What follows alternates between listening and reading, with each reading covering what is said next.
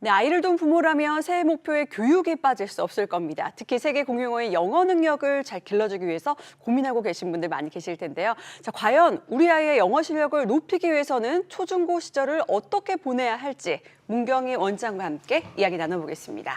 안녕하세요. 안녕하세요. 반갑습니다. 예, 어서 오십시오.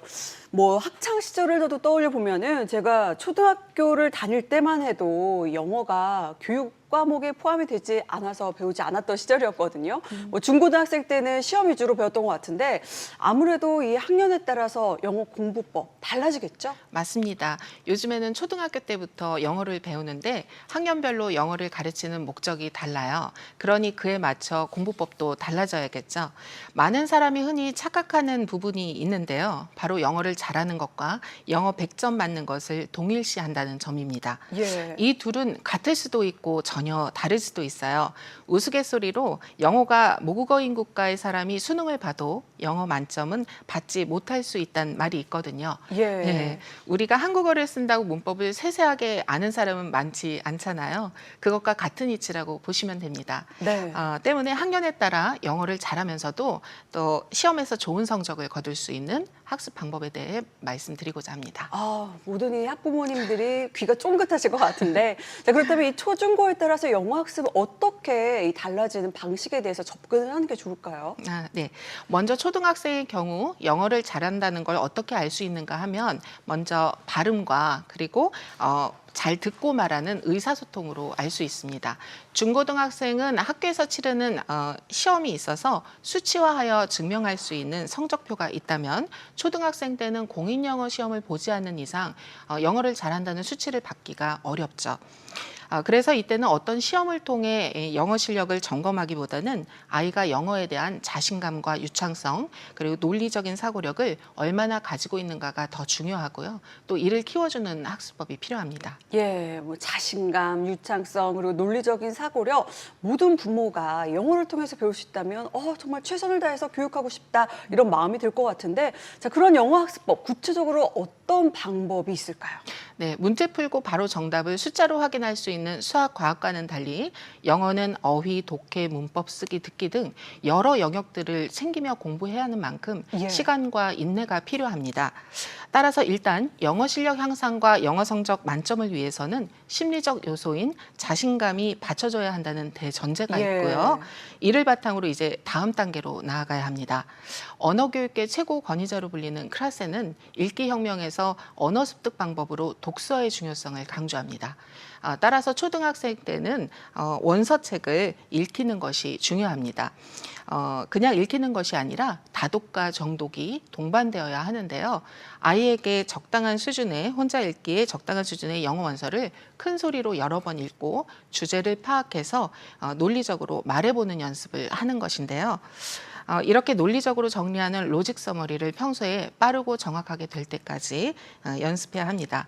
결국 많이 읽고 읽는 과정에서 영어를 많이 듣고 말로 표현하는 것이 초등학생 시절에 갖춰야 하는 영어 능력인 거죠. 예, 기본적으로 이제 뭐 잘 듣고 잘 말하면 최고의 방법이 아닐까 싶은데 근데 저도 이제 보면은 제 영어에 대해서 내가 어느 정도 수준에 있다라고 판단하기에는 그 기준이 참 뭘까라는 생각이 들 때가 있거든요. 혹시 이 아이 교육에 있어서도 이제 아이의 수준에 맞는 어떤 책을 좀 찾아서 공부를 시키고 싶다 할 때 그 수준에 맞는 책을 고를 수 있는 방법이 있을까요? 당연히 있습니다. 만약 김주희 아나운서님께서 영어 실력을 키우기 위해 네. 영어책을 고른다면 어떤 기준으로 고르시겠습니까? 일단 책을 한 권을 탁 펼친 다음에 쭉 읽어보고 조금 어려운 부분도 있지만 이 정도면은 좀 이해되는 게 한 3분의 2 정도 된다면은 좀 3분의 1에 대해서는 공부를 하면 되지 않을까 하는 네. 기준이 있을 것 같은데 어떨까요? 그런 난이도의 책이라면 예. 자신의 영어 실력보다 어려운 책입니다. 실제 미국 학교에서 흔하게 사용되는 방식을 소개해 드릴게요. 네. 바로 The Five Finger Rule입니다. 음. 일단 마음에 드는 책을 고른 후 예. 아무 페이지나 펼쳐서 읽어봅니다. 한쪽 손에 주먹을 쥐고 모르는 단어를 만날 때마다 손가락을 하나씩 펴는 것인데요. 책을 다 읽은 후 몇 개의 손가락이 펴져 있는지 확인해서 모르는 단어의 개수를 체크하는 방식이죠. 자, 그렇다면 한 페이지에 모르는 단어가 몇 개일 때 자신의 수준에 맞는 책일까요? 뭐 이렇게 하나씩 펼쳤다 했을 땐 아무래도 이 5손가락 안에 좀 끝나야 그게 그 고를 수 있는 수준이 되지 않을까 싶은데 어떨까요? 5손가락이 다 펴졌다면 예. 그 책은 아이 수준보다 어려운 오. 책입니다. 예, 모르는 단어가 한 개도 없거나 하나면은 그 책은 아이에게 너무 쉬운 책이고요.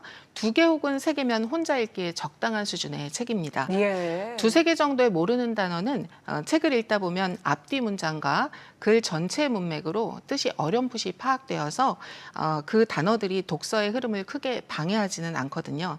이를 통해서 논리적인 사고력과 함께 단어의 용례 등을 자연스럽게 파악할 수 있어서 수준에 맞는 책을 다독하고 정독하는 것이 중요한 거죠.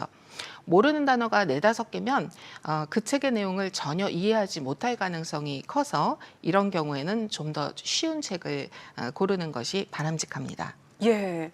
뭐 어렸을 때 이제 그런 방식이 있지만 아무래도 학년이 좀 올라가서 중고등학생 같은 경우는 아무래도 좀 시험을 준비해야 하잖아요. 그 시험을 준비하는 쪽에 영어 학습법이 필요할 것 같은데 어떻습니까? 네, 맞습니다. 성적표 영어가 시작되는 중학교 영어는 초등학교 영어와 비교해 볼 때 아이가 온도차를 크게 느낄 수 있어요.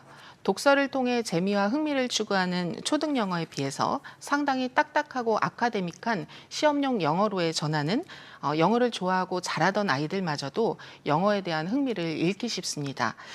따라서 쉬운 난이도일 때부터 자신감을 갖고 성취감을 느끼게 해주는 것이 중요한데요. 일단 단어를 모르면 아무것도 안 됩니다. 예. 네, 언어의 규칙성과 패턴인 문법도 이때부터는 체계적으로 놓치지 않고 배울 수 있게 학습 시간을 늘려야 하고요. 즉 초등 영어 때 어느 정도 실력이 확보됐다는 가정하에 어휘와 문법의 활용성을 키워줄 수 있는 학습을 해야 한다는 것이죠. 고등학교 때는 시간 제한이라는 중요 조건이 붙는 학교 시험은 물론 인생의 큰 이벤트인 수능을 준비해야 하므로 문제 해결 능력을 키워주는 것이 중요합니다. 따라서 이에 따라 고등학교 3년 로드맵을 잘 짜야 하죠. 야, 고등학교 3년이면 이제 그 원하는 대학에 가기 위한 가장 중요한 길목이 아닐까 싶은데, 자, 고등학교 3년의 로드맵 뭘까요? 네. 고등학교 입학을 앞둔 요즘 같은 시기부터 시작되는데요. 이 시기에는 최근 고1 3개년간의 모의고사를 유형별 문제풀이 연습과 함께 내신 문제에서 주로 출제되는 문법과 그리고 영작 연습을 해두어야 합니다. 고1, 고2 때는 조금 더 난이도 높은 고2, 고3 모의고사를 풀어보고 내신에 대비해 학교 선생님의 수업을 충실히 듣고 꼼꼼히 필기하며 수업 자료도 빈틈없이 챙겨야 하고요. 고3 때는 수능과 평가원 모의고사 기출문제를 풀 때 꼭 시간을 재어 풀어보고 자신의 부족한 부분을 예리하게 분석해서 보완하는 효율적인 공부 방법을 유지해야 합니다. 매일 학습계획 실천과 학습량을 체크하며 부족한 부분을 채우는 것이 꾸준한 영어 실력 향상에 도움이 될 것입니다. 예. 그런데 이 사람마다 초등학생 때부터 중학교, 고등학교 때까지 체계적으로 잘 영어 실력을 다져온 학생이라면은 고등학교 때 방금 말씀해 주셨던 로드맵을 잘 따라갈 수 있을 것 같은데 왜 뒤늦게 이 공부 학구열에 불타오르는 학생들이 있거든요. 맞습니다. 고등학생 때 늦게서야 이제 잘하고 싶은데 너무 지금 하기엔 나 늦지 않은 걸까? 좀 겁이 나는 학생도 있을 것 같은데 따라잡을 방법 있을까요? 그럼요. 제 경험상 예. 늦다, 빠르다의 어떤 절대적인 기준은 없고 네. 사람마다의 특성과 환경적 요인이 매우 중요하다고 봅니다. 제가 대치동에서 18년간 학생들을 지도해 오며 정말 많은 학생들을 봤거든요. 네, 1년 만에 정말 열심히 공부해서 9등급에서 1등급으로 이야. 올라간 학생도 있었고요. 예. 또 중위권에서 상위권으로 도약한 후 꾸준히 그 실력을 유지한 학생도 많이 봤습니다. 결국 늦은 시작은 없다는 거죠.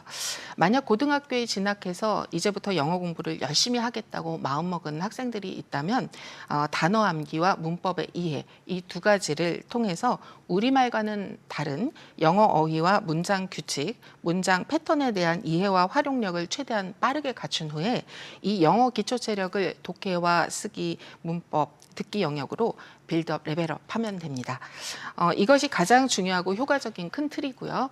세부 사항은 사항은 개별 학생의 특성에 맞춰서 달라질 수 있으니 영어 교육 전문가와의 지도 및 상담을 통해서 도움받으시면 늦더라도 꼭 영어 실력 향상을 이루실 수 있을 겁니다. 예. 그리고 영어 실력 향상의 가장 근본은 영어에 대한 자신감과 열정이라는 마인드셋이 가장 중요한 점 잊지 마셨으면 좋겠습니다. 예. 이제 뭐 새해를 맞이해서 올해 정말 열심히 할 거야. 왜 사람이 마음 먹으면 해낼 수 있는 에너지도 있잖아요. 네. 좀 늦었다 생각하고 좀 막연했던 친구들에게 뭐 1년 만에 9등급에서 1등급이 됐다고 하니까 굉장히 큰 희망의 어떤 기둥이 되어주지 않을까 싶은데, 끝으로 이 중고등학교 이 자녀를 둔 부모님에게 아이의 영어 공부 이것만은 꼭 기억했으면 좋겠다 하는 부분이 있을까요? 네, 우선 지금까지 말씀드린 대로 로드맵을 그려서 아이들이 단계별로 잘 따라가도록 옆에서 부모님이 함께 지도해 주시면 좋을 듯 싶습니다. 예. 한 가지 더 말씀드리고 싶은 부분은 바로 학생 스스로가 동기부여가 되어야 한다는 그쵸, 점입니다. 그쵸. 공부를 학생들이 영어 때문에 스트레스를 너무 받지 않았으면 좋겠습니다. 영어 공부는 이제 피할 수 없는 것이 되었습니다. 스스로가 영어 공부를 왜 해야 하는지 그 이유를 조금만 더 생각해보고 납득한다면 스트레스를 줄일 수 있을 것입니다.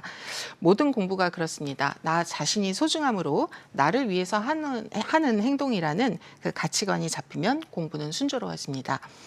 학부모님들께서도 아이들에게 공부를 강요하기보다는 아이들 스스로가 효과적으로 공부하기 위한 동기부여와 심리적 안정감을 갖출 수 있도록 옆에서 지켜봐 주시고 도와주셨으면 합니다. 예. 자, 지금까지 문경희 원장과 함께 영어 점수 올리는 법에 대한 이야기 나눠봤습니다. 고맙습니다. 네, 감사합니다.